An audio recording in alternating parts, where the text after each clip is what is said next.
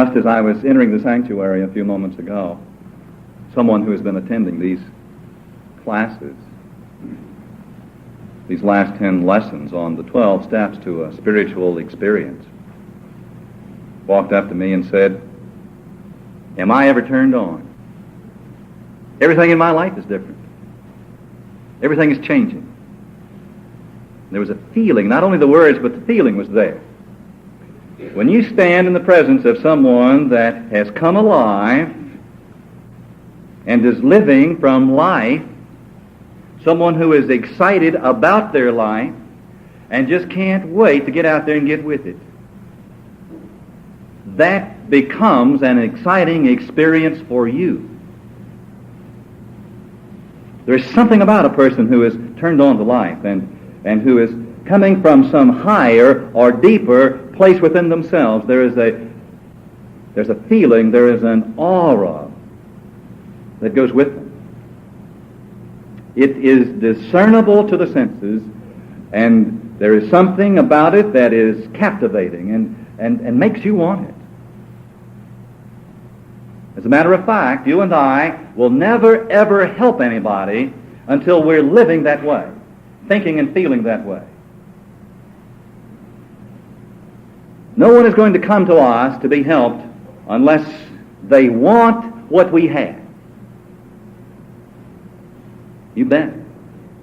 And if you've been trying to help somebody that doesn't want what you have,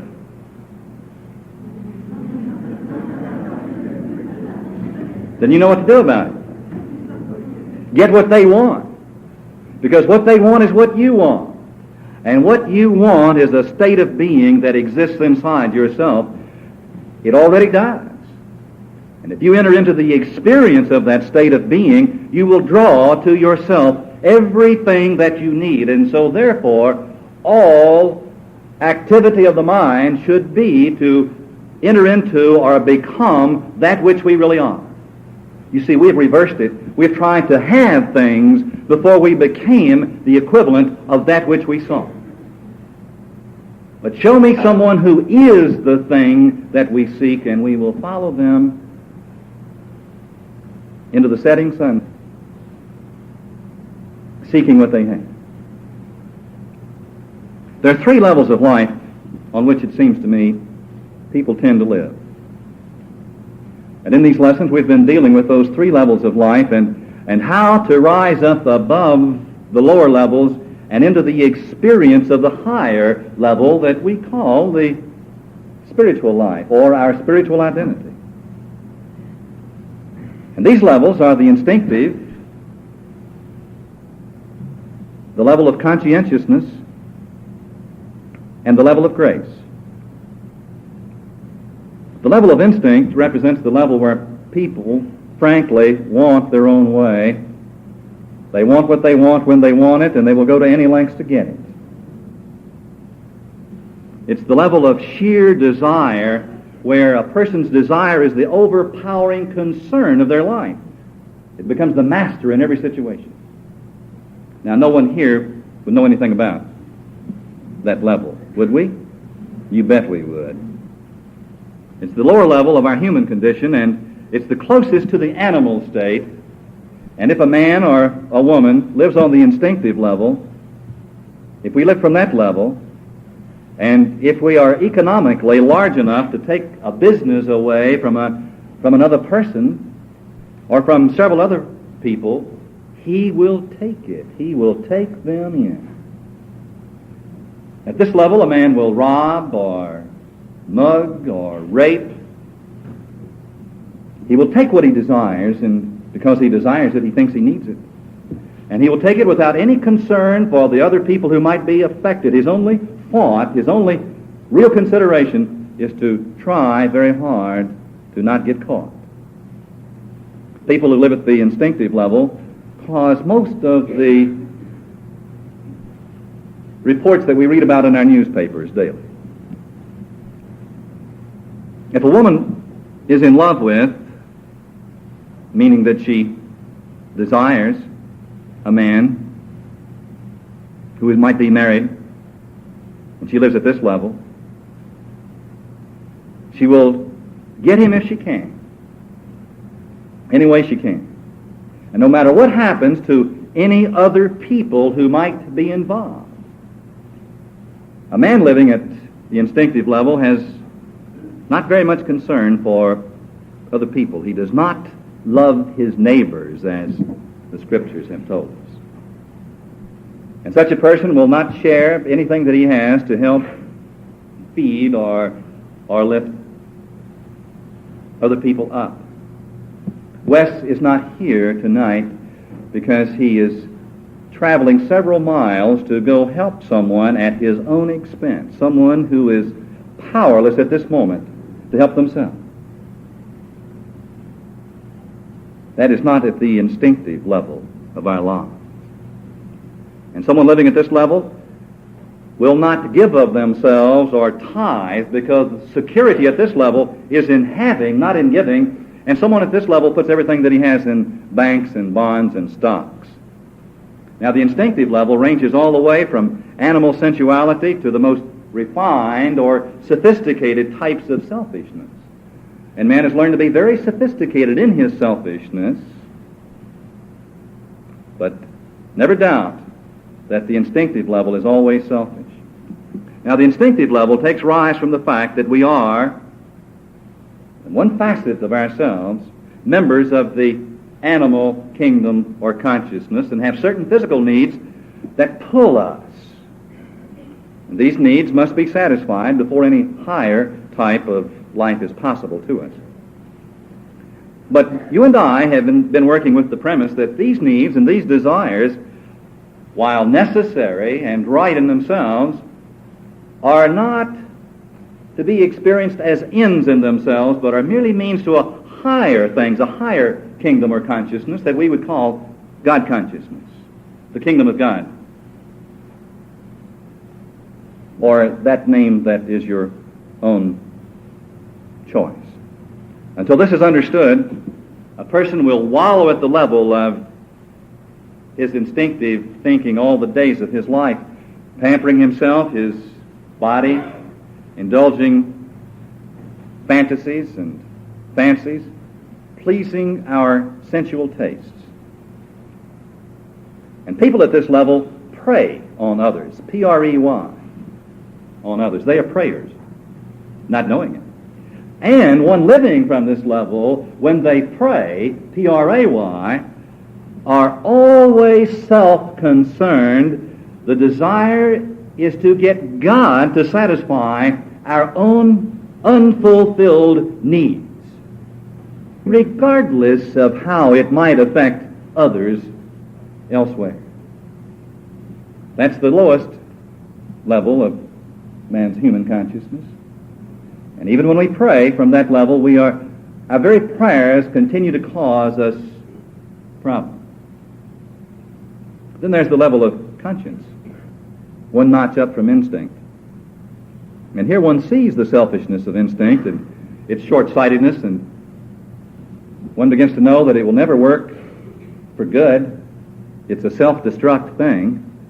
And conscience realizes that alongside the urge to feather one's own nest and enjoy one's own indulged desires, there's another urge and a larger urge, and it's the urge to character. It's the urge to service, to brotherliness.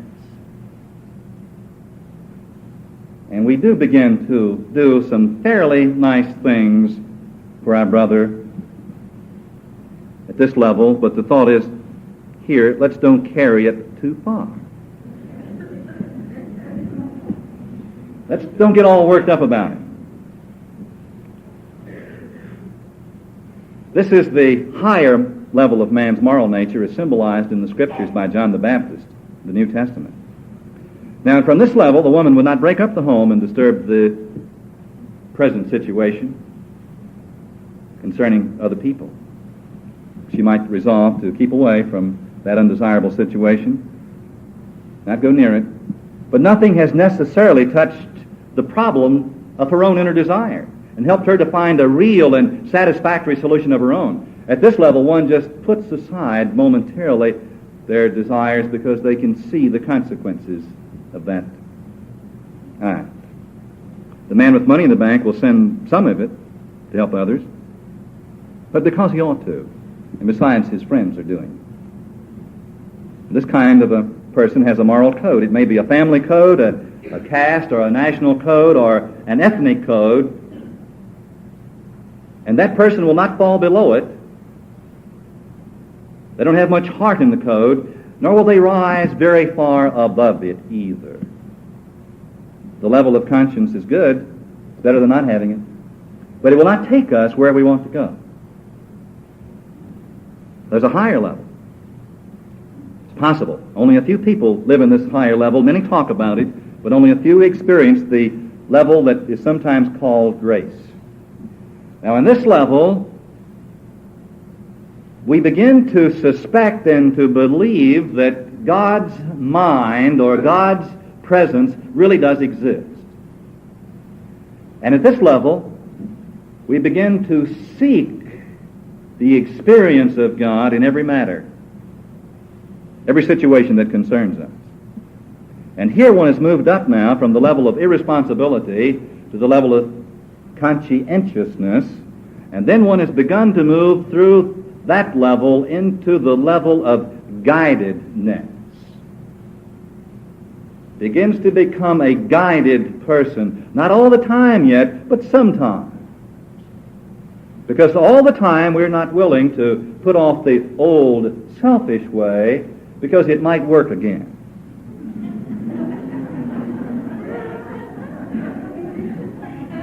Let's don't get too spiritual too quick.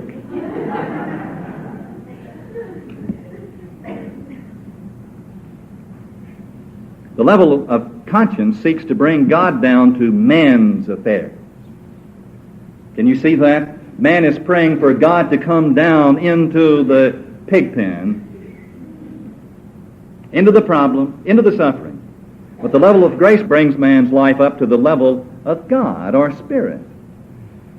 In this last higher level, when we really begin to seek to grow, our desire begins to be to lift every area of ourselves and of our lives up into something that is higher. And here, that same example of the woman that we used would do something more than just renounce the married man and promise to behave herself. She would want to turn the whole situation over to the care of God as she then understands God. And she would face her mistakes, admit those mistakes to herself and to God and to another human being. No longer the rationalization. Are you beginning to hear the 12 steps that we've been working with here coming alive? She will want to get free of the wreckage of the past, and in getting free of it, she would have to be free of the guilt and the shame and the remorse, otherwise she would not be free. And she would want the other person to do the same. She would want them to also be free and have the higher experience, and would make amends and seek to have them be lifted up, and if necessary, if she could do so without causing harm, would even perhaps go to other people who had been affected by this relationship and admit their own mistake. The man with the money would no doubt develop a prosperity consciousness and would be giving away more than he used to keep in the bank. And a strange thing would happen to him. The more he gives, the more he would receive. And if he hasn't developed that prosperity consciousness, tell him to start coming to class when we finish this series of lessons, because that's what we will be dealing with here. The man who tried to push competitors to the wall would no longer be in competition with any human being on earth, only with himself, to see if he could grow each day along spiritual lines. And he'd spend a great deal of time helping others to become as successful as he is becoming, but he would fail to help other people become as successful as he is becoming, because every time that they thought they had attained his measure of success, he would just have grown more. They wouldn't be able to catch him. That's what spiritual growth is, growing from level to level and from experience to experience. Now, do you think this is utopia? These examples? There are 100 more that I could give you. I see precisely this thing happening all the time, and as I stand here before you, I see many examples in the sanctuary. At this level of consciousness, by bringing one's life situation up to God consciousness, miracles happen.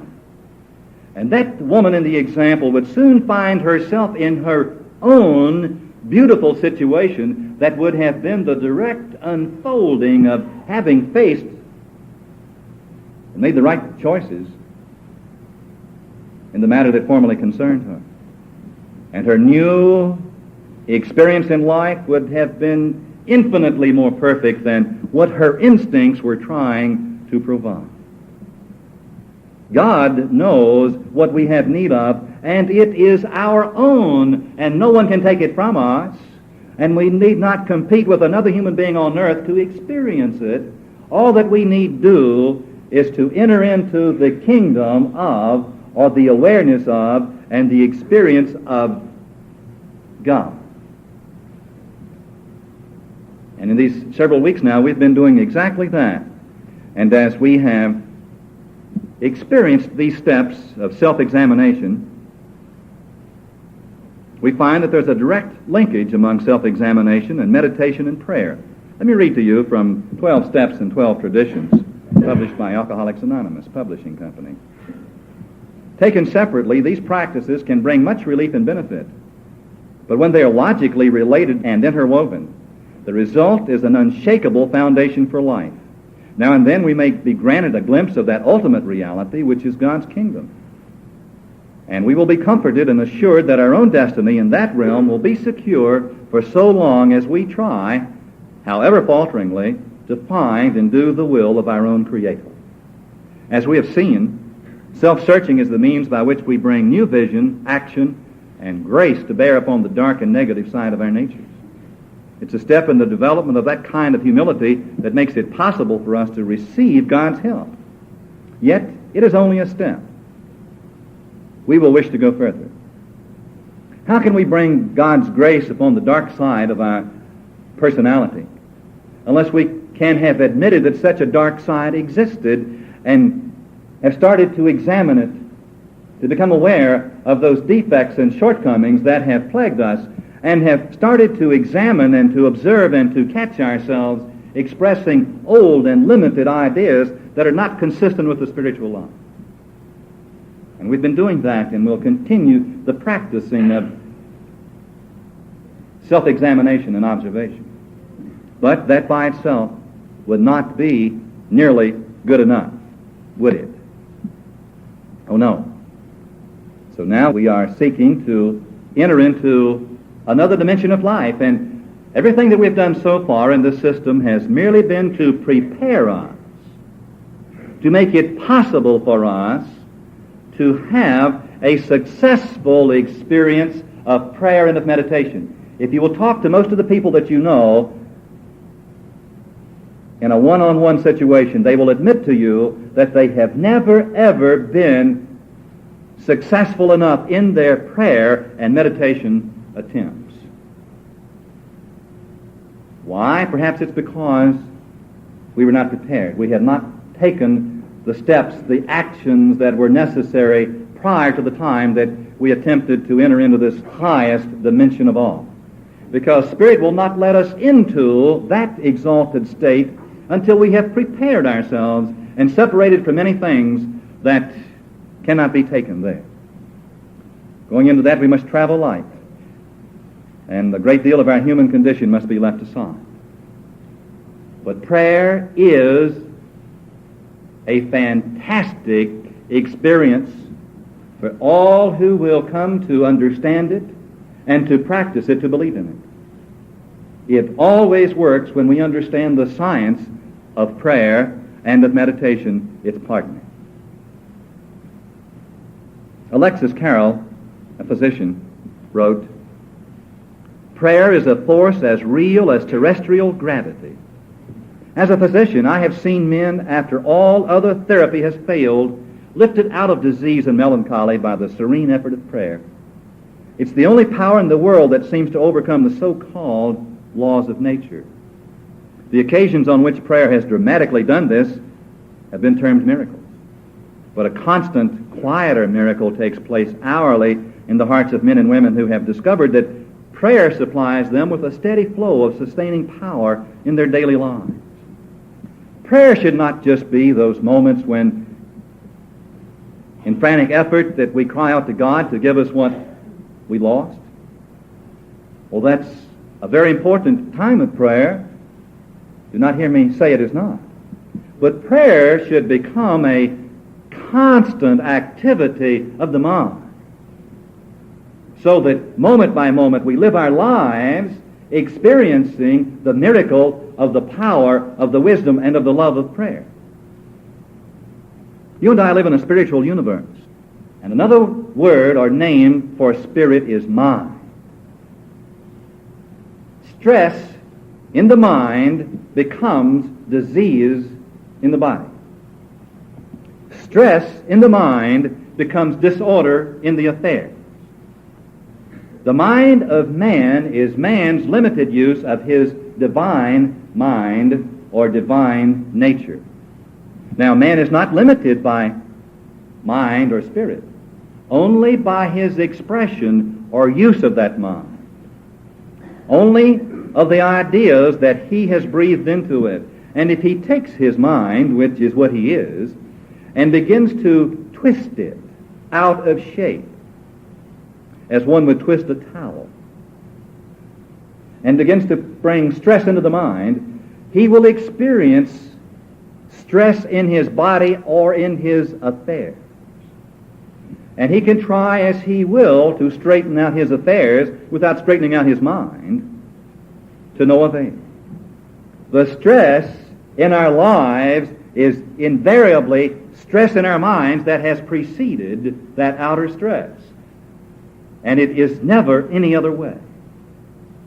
And so therefore we should be about our business of putting on that mind that was in the master teacher, the one that has no stress, or of eliminating the stress rising up out of our human condition, which we have protected so carefully, you know.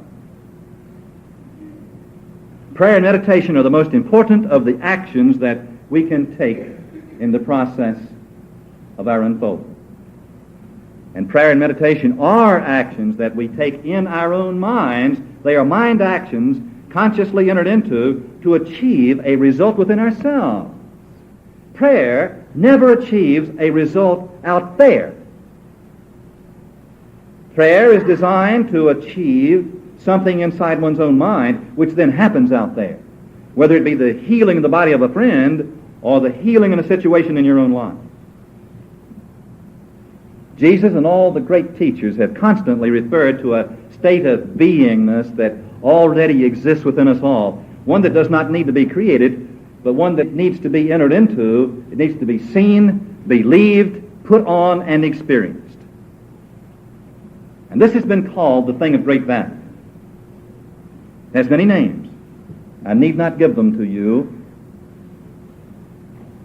The kingdom of God, the kingdom of heaven, God consciousness, cosmic consciousness. By any other name, the experience is as magnificent. And if we could only touch it for a moment, a man, a woman, a human being would give up everything on earth to once again experience it, because what your Father has in store for you is so powerful and beautiful and exquisitely sweet that none of the foolishness that we have been involved with can possibly compare with it. Would you like to know what your Father's will for you is? It's to have this experience, because having this you will then have all other things. But we try to bring God down to our own level and get Him to tell us whether we should buy the Ford or the Chevrolet. Shall I go out and try to find a job or stay home and read the newspaper, John? And all the while, there exists within us something that is within reach right now. And the indication has been that if we could reach it, we would experience everything that we've been seeking. But in order to reach it, we must fulfill certain conditions. And the first one of these conditions is to believe that it exists for us, for you and for me. Because if I'm praying Not to have this condition, but to have something. If I'm praying to get an outer relationship that was never mine in the first place, if I'm merely praying to get a job, if I'm praying for an outer thing, then I have lost my direction. My prayer and meditation should become an intense desire that ultimately becomes more than a desire, an obsession to enter into this higher experience. And perhaps to believe this is the most difficult of all things for a human being to believe, because this state of mind, this kingdom, is invisible, and we don't have too many living examples around us to make it visible for us. And it does not report itself to our five senses. But we've all been told that our true identity is to be found within, in this state of beingness, and that we are one with it, and when we find it, we will then find God, because we are an extension of that one mind, that higher self. So the object then of all prayer and meditation should be to transcend ourself.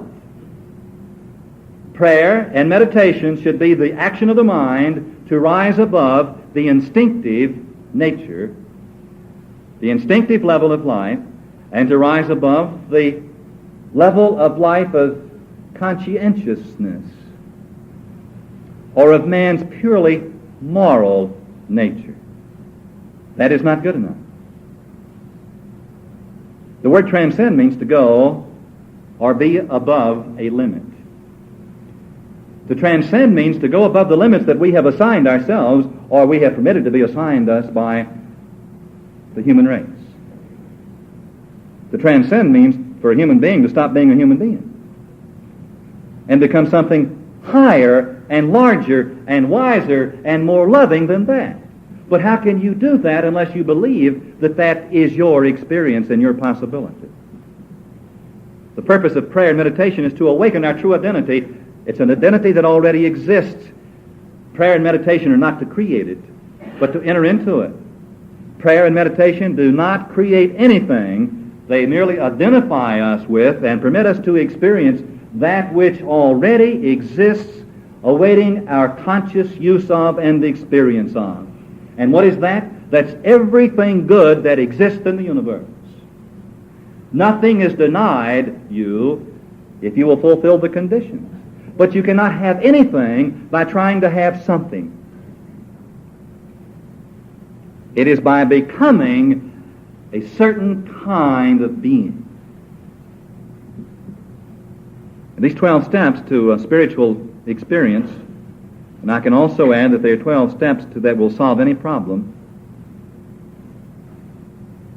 We have seen how that prayer begins to be a conscious control of the thinking process, or these steps have helped us to begin to develop a measure of understanding and of control of the process of our mind. And the 11th step, the one which we deal with tonight, continued through prayer and meditation to improve our conscious contact with God, praying only for the knowledge of His will for us and the power to carry that out. Meditation is a conscious control of the feeling process of mind. And prayer and meditation, therefore, are the reestablishing of the control of these two sides of our nature, of our mind. Our minds are divided into two sides, thinking and feeling. And we must become conscious on both sides of our mind. Let me read to you from the revealing word about prayer. Communion between God and man. This communion takes place in the innermost part of man's being. It's the only way to cleanse and perfect the consciousness and thus permanently heal the body. Prayer is the most highly accelerated mind action known. It steps up mental action until man's consciousness synchronizes with the Christ mind, until we become one with that perfect self. You see, there is only one creative source, and it's yours and mine to experience, because it is in us waiting for us to prove it out. And where are we going to prove out this one perfect source in our lives, in your life. And in a certain sense, your life is a scientific laboratory, because we must practice these principles in it so that that laboratory of your life begins to change in startling and even dramatic ways. And we will not have such outer changes until we begin to take time to learn to meditate and to learn to pray, and then take the time to meditate and pray. And this becomes a process of retraining the mind, retraining the thoughts. And when you begin to do it, the mind will make every possible excuse. It will resist in every way. It will find all kinds of reasons why not, because it wishes to continue in the pattern that has been going on. That's one of its functions, is to stabilize. So, when we have retrained the mind into the new pattern, then the tendency for the mind to stabilize becomes our friend, not our enemy. But mark you well this thought, that we must take control of our minds, because until now we have not, and they have controlled us. And we will never have control of our outer situation until we can take charge of our inner states. Mind control means to take charge of one's own inner life, not other things. And attitude is one of the most important things that we can have as we begin this process. And a part of that attitude is that it should not be a heavy thing. We're not dealing with a heavy discipline. Not at all. Prayer and meditation turn the mind in on itself and allowing it to be restored to a state of beauty, of joy, of sweetness, of prosperity, of the goodness of life. And through this process, we actually become one with all of life and with the spirit of the universe. Now, the actual experience of meditation and prayer, as you know, across the centuries is immense. And the world's libraries and places of worship have treasure troves of books of instruction for all who seek. We have many wonderful books that are available here in our book room and in our own library. Let's look at a really great, good prayer, one that can set an example for us. Its author was a man who for several centuries now has been rated as a saint.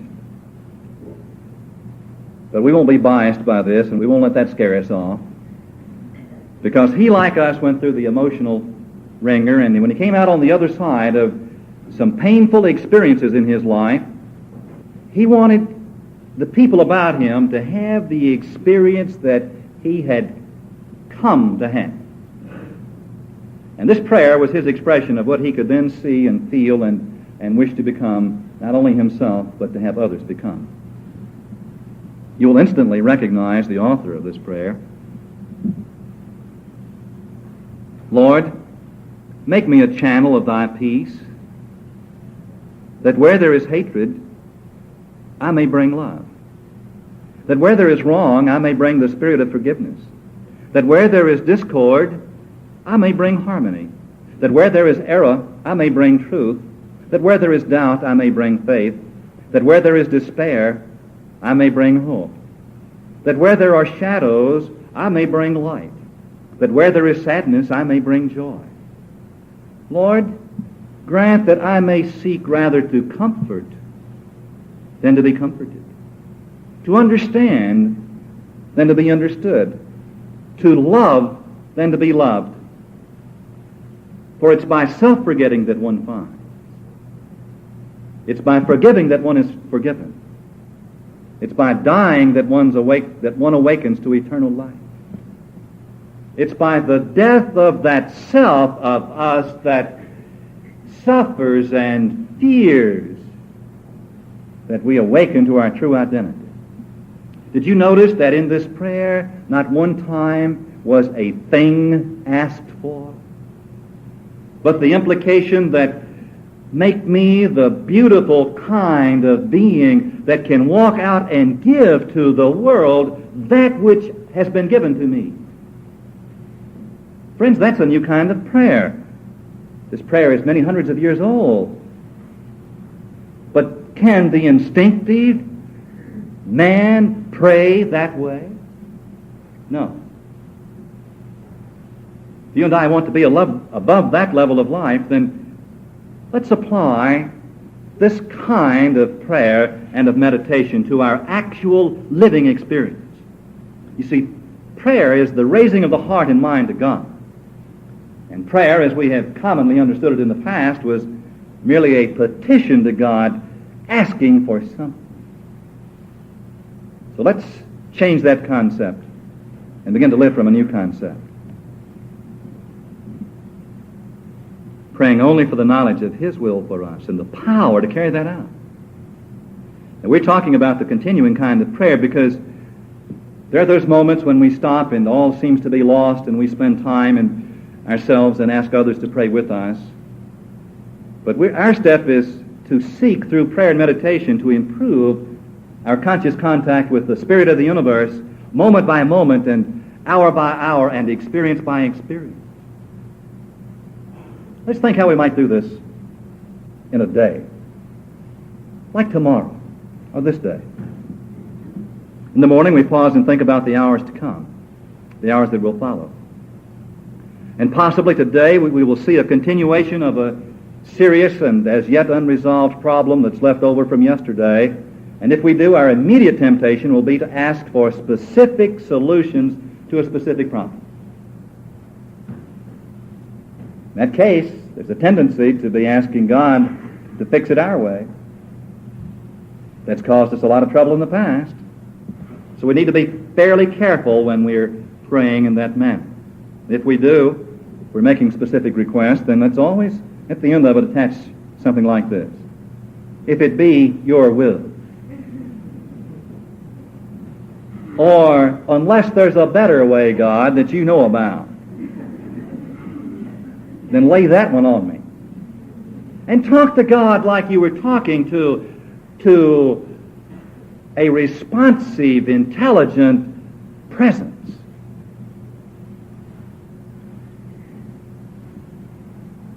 Let your sense of humor get in there. Praise the power that you know is working in your behalf. The new emphasis of prayer for us should be to establish conscious contact with God. That's the whole thing. So talk to God like you're conscious of God, like God was your friend, someone present, someone responding. And speak out loud. A long time ago, I got over the sense of being embarrassed when people looked at me and I was saying something they didn't understand. You and I discovered that we receive guidance for our lives just about to the extent that we stop making demands upon God to give us what we want on our own terms. And almost anyone who has any experience in the spiritual life will tell you how his or her affairs have taken remarkable and unexpected turns for the better as we tried merely to improve our conscious contact with God, leaving the direction up to that Spirit that we believed in. And he or she will also report that out of every season of grief or suffering when the hand of God had seemed to be heavy or unjust, he discovered that it wasn't the hand of God at all. It was his own willfulness that brought that to pass. But in it, new lessons for living were learned and new resources of courage were uncovered. And finally, that person inescapably came to the conviction that God does move in a mysterious way His wonders to perform. Now, if prayer is the raising of our conscious thought to a higher level, then what is meditation? I'm going to give you and have a new definition. Meditation is raising our level of feeling to a higher state. This afternoon I happened to think of a childhood poem. Mary, Mary, quite contrary, how does your garden grow? Mary, Mary, quite contrary's garden doesn't grow very well, does it? And Mary, Mary, quite contrary, metaphysically means that negative emotional nature that is cantankerous, resentful, angry, disturbed, loves to suffer, and nothing in her life grows very well, I'll tell you that. Mary means our feeling nature. And meditation is taking control of Mary inside us and shaping that girl up. And beginning to feel good. Man's mind is composed of two functioning activities designed to work in harmony. One is thinking and feeling, masculine or feminine, objective or subjective. The mind of God is created with these same qualities or attributes. And most people have very little true success in prayer or meditation because they have not worked with their feeling nature.